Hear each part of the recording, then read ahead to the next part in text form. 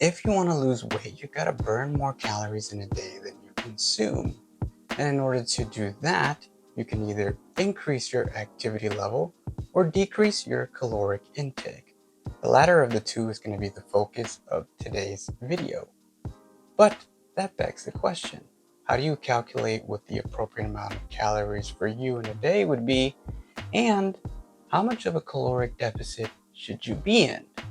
Well, today we're going to go over two methods you can use for calculating your caloric intake and discuss a framework to use as a guide for how you can determine your caloric deficit. Let's get into it.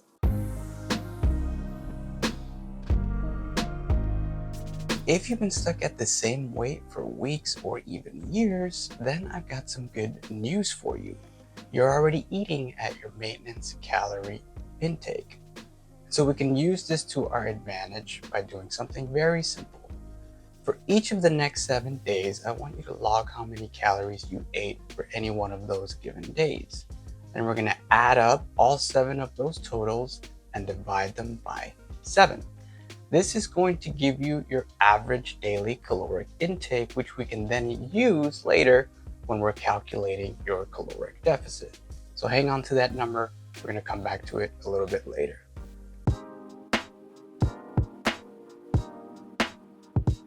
Method number 2 involves a little bit more math, but I promise is not as complicated as it sounds. We first need to calculate our basal metabolic rate, or BMR. Your basal metabolic rate represents the calories that your body burns every day simply by being alive. These are vital functions like your heartbeat to pump out blood, your lungs respirating, and maintaining your core body temperature. These are the calories you would burn even if you laid in bed all day. To calculate your basal metabolic rate, you simply take your current weight in pounds and you multiply it by 10. For instance, if I weigh 162 pounds currently, I would multiply this by 10, which gives me 1,620 calories. This is roughly how many calories I would burn a day for my BMR. The next thing that we need to factor into the calculation is your daily activity level, which can vary from person to person. If you're low in activity, you would multiply your basal metabolic rate by 1.2. If you're moderate in activity, you would multiply it by 1.4.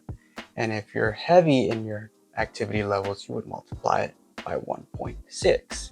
Some easy guidelines is that a low activity person is mostly sedentary or standing for their job with little to no exercise after work. Moderate activity is someone who actually requires to be moving throughout the day at work, and or even if you're sedentary, you're active after work by going on walks or following a consistent workout regimen. And if you're high in activity, you might have a very physically demanding job. Let's continue the example from earlier.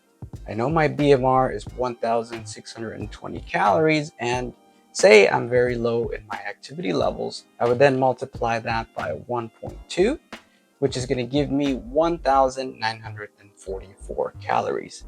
This total represents how many calories I would need to eat just to maintain my current body weight. Next, we're going to take a look at a framework for calculating your caloric deficit to make sure that you actually get to where you want to go.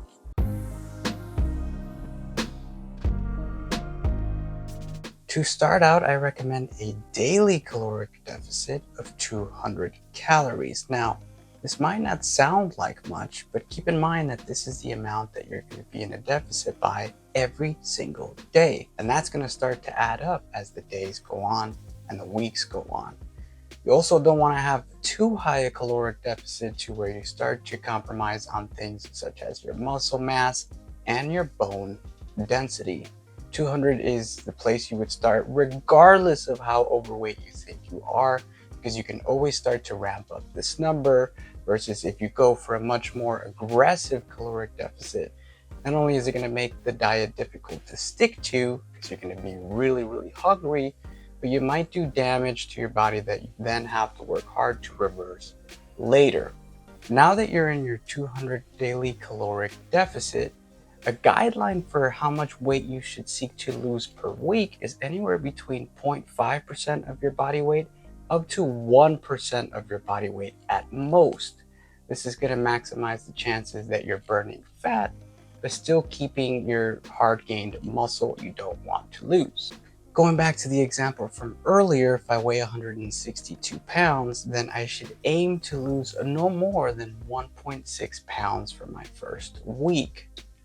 So say you started your 200 caloric deficit per day and you realize that you're on the lower end of that spectrum. You're only losing about 0.5% of your body weight.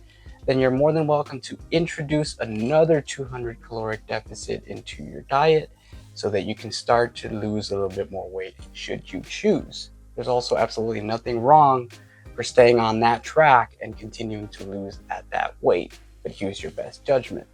You definitely do not want to exceed that 1% per body weight per week.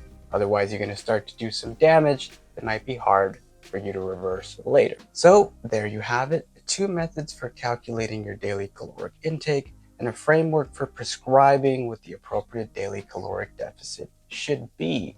If you want me to do more of these videos, maybe a video on what I eat in a day, maybe going over the apps that I use for tracking my daily calories, go ahead and leave a comment down below. But that's going to do it for today's video. Appreciate you for watching, and I'll see you around, my friends.